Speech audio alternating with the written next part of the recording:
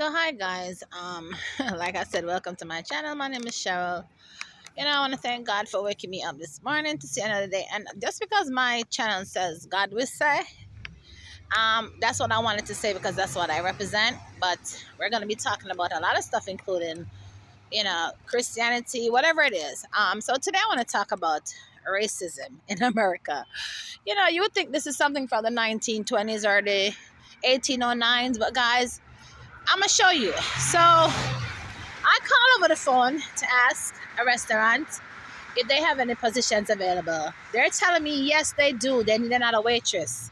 The guy says, "Come in and fill out the application." I come in and I see the lady manager, and I said to her, "Ma'am, I'm here about the job vacancy." She says to me, "We don't have no vacancy. The business is slow. We don't have a lot of people here." And I said, "Oh yeah, I understand because it's winter." Yeah, so people don't eat in winter. Obviously, we only eat in the summer over here. So she says to me, "Oh, probably you could come back in March." I said, "Ma'am, I'm still gonna be black in March, so it's okay. I understand clearly because you know." I live in Oceanside and they're very racist over here. I mean, it's crazy on the racism, and they're also ageist over here too. I'm 54. A lot of people don't know I'm 54. I don't look 54, but I am 54. I can underwork an 18-year-old and a 22-year-old because I'm fit, and I'm healthy. I do my exercise, I do my walking, I have ethics, I could work well.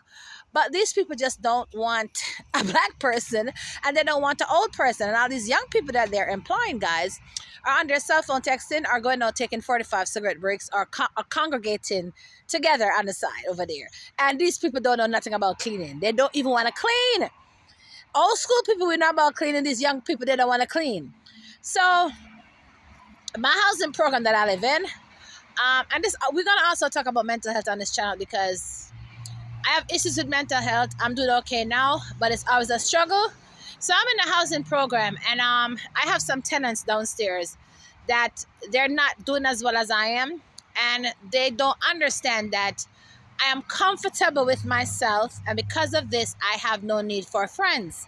I don't do what they do. They smoke, they congregate, they gamble, they drink, the puff puff smoke. I don't do all this stuff. Why should I hang around people that's gonna blow smoke into my face? They're gonna talk about foolishness, and I'm trying to uplift myself. And I'm not trying to be funny. I'm not saying I'm better than these people. That's not what I'm saying. I'm just saying that why should I hang around people that I have no similarities with? I started my mental health recovery in a mission about a year ago, and I'm at 80%, and I want to continue till I'm 100.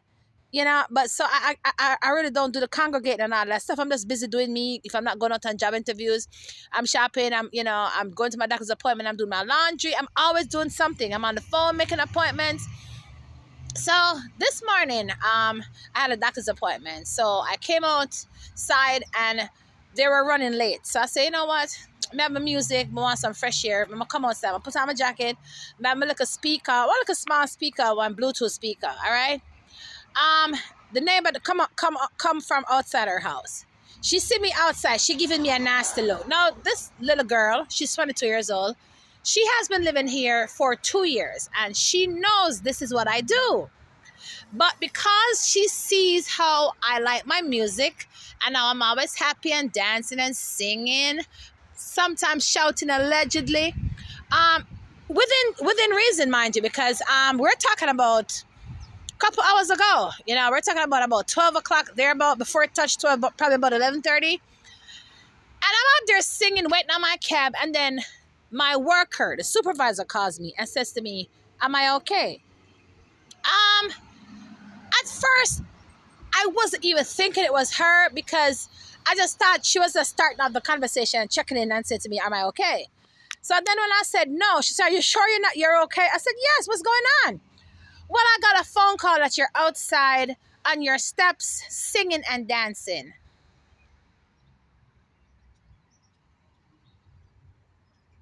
The video didn't freeze.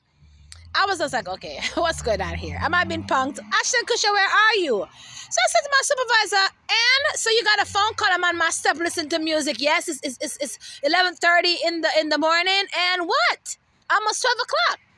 Well, I'm just just checking if you're okay. I said, but why would you be checking okay if I'm outside singing and dancing and listening to my music? What am I doing that's saying mental health breakdown, that's saying psychosis, that's saying suicidal? I'm not getting it. Well, I don't know you to do anything like this. I'm just wondering if you're okay. I said, listen, I am a Jamaican. You know that you have people that congregate on a corner with the boombox and they listen, they puff smoke, they drink the Henny, and they hanging out and dancing. I said, what am I doing wrong? I don't get it. And then, she said to me, oh, no, I'm just checking to make sure you're okay. Now, what I forgot to tell you is that the people downstairs are white. So the girl I'm having problem with is white. This woman plays her music 1 o'clock and 2 o'clock in the morning when I'm trying to sleep. She even disturbs the man in the basement. This woman threatened me, came at me with a knife. Her boyfriend tried to fight me. And I had to literally walk with my own protection. I discussed it with the cops. They told me I'm allowed to carry something as long as it's legal and as long as it's concealed. And I report this woman almost every day. She's doing something. When it's not that, she's kicking in my door. She broke off my stuff. This woman is smoking in her room. She's not supposed to smoke.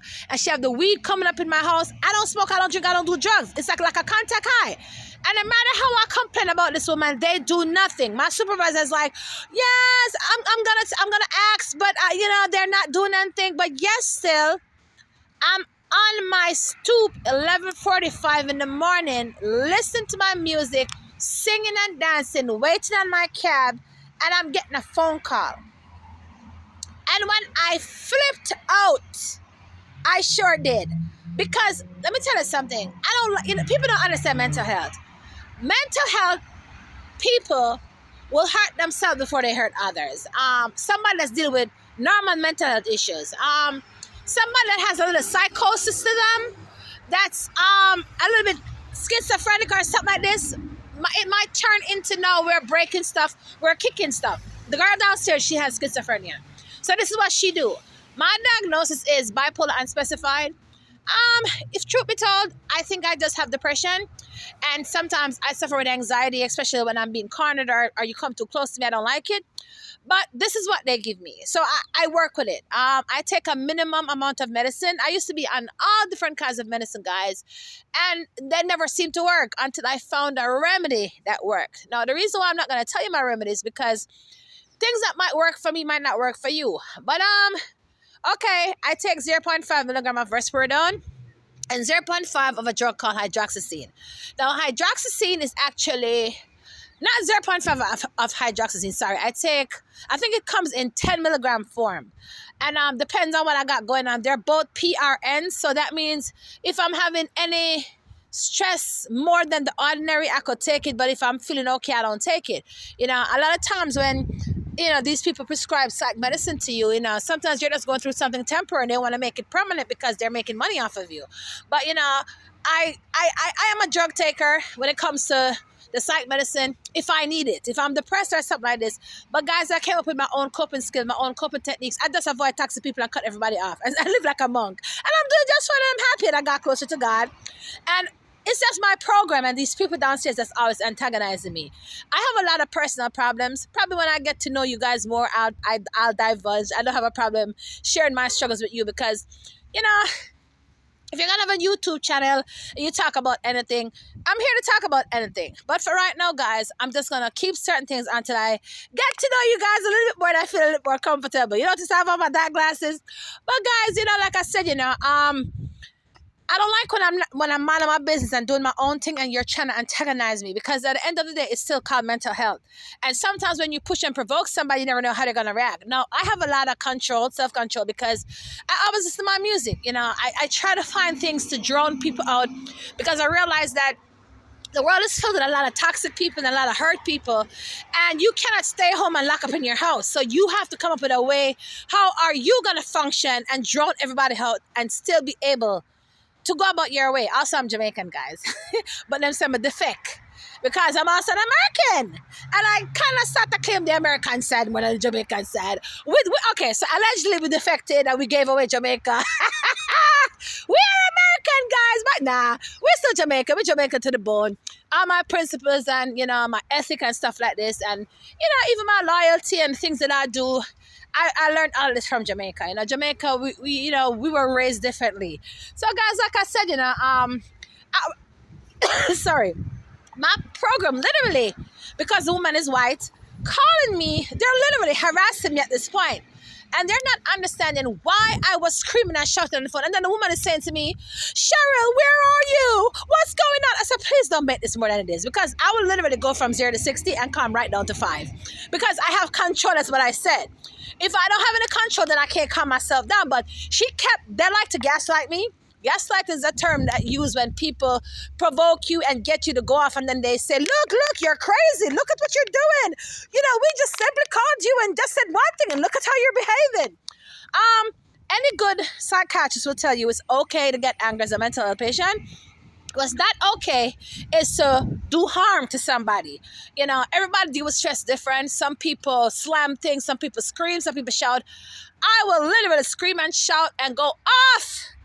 And then as soon as I get it out, this is Cheryl. So like I said, racism is still prominent, and it's sad because it's just sad. And they have a lot of black people working at my program, but for some reason, I remember one time I had lost my food stamp card, guys, and I wanted a ride to go to DSS. It was in the middle of COVID. When I was afraid to go on the bus and all type of craziness. And plus I wasn't doing well neither. I was severely depressed, so I could not get myself together to go on public transportation. I was literally taking Uber ride, but because you have to book the Uber ride in advance and my card was lost suddenly, I called my program and said, hey, can you guys give me a ride? They told me they're not a taxi service. But yes, sir, my Caucasian roommate, Diane, they would come there, take her to the bank, take her to the pantry, take her to get coffee, take her to do her laundry. But they wouldn't take Cheryl to DSS to get a copy of my benefit card, which was an emergency, because you know how long they take you to if you call it in, it's gonna take 2 to 3, 4, 5, 6 weeks to get it. And I use things on a daily basis because I don't buy things and store in my house because I had roommates at the time. So I was shopping every day. So this would mean that I would go without food, and these people would not give me a drive. In the end, it worked out that my doctor, she was very cool at the time. She gave me some money. She said, Cheryl, don't worry about it. Use this until, you get the card. And surprisingly, when I made the phone call, I got my card within the week. I couldn't believe it. God is always working, I'm telling you. Because normally, like when you get a backup like a printout of your real card, the quickest way to get a card is to go to DSS and get the card. Once you phone it in, it can take anywhere to 2 to 6. It doesn't matter. As a matter of fact, one of my roommate was still waiting on her card. She never got it. So, God just make it work out that my doctor gave me money, and that tied me over. And then I also, sorry, it's freezing out here, guys. It's brick. I also, she gave me the money, and I had some stuff from the pantry, and my card came within 5 days. But like I said, this video is about racism. It's prominent. And what are we going to do about it, guys? Like I told the lady a while ago, ma'am, I'm not coming back in March because I'm still going to be black in March. She was surprised when I said that to her. Listen, man. But anyways, guys, so that's my video. So guys, until we meet again, we'll talk about something else. Like I said, this channel is a channel that's going to talk about every and anything. No topic is off. But I want my channel to be called God Will Say, because God will say it is what it is, and I'm proud of my God. But anyways, guys, I'm out. And remember to do something for my kindness, guys. Thank you.